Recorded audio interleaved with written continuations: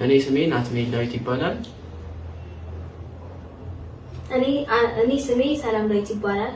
እኛ የአዳነች ኩምሳ ልጆች ስንሆን አዳነች ኩምሳ በቀን 6 በ4ኛ ወርና 2018 ከቤት ለስራ እንደወጣች በሰው እጅ ተገድላ እንደሞተች እናውቃለን።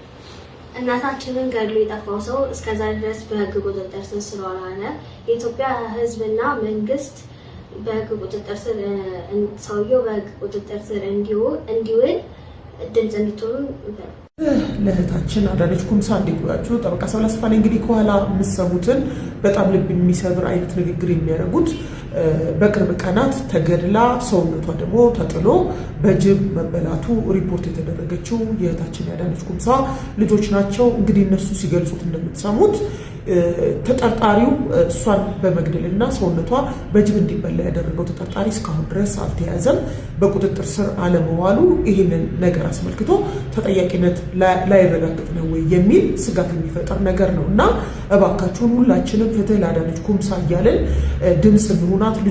ልጆቹ እናታቸውን ከማጣታቸው ባሻገር ደሟ ደመከልብ ሆኖ ሌላ ስብራት ውስጥ እንዳይገቡ የምንችለውን ያህል ድምፅ እንሁናት።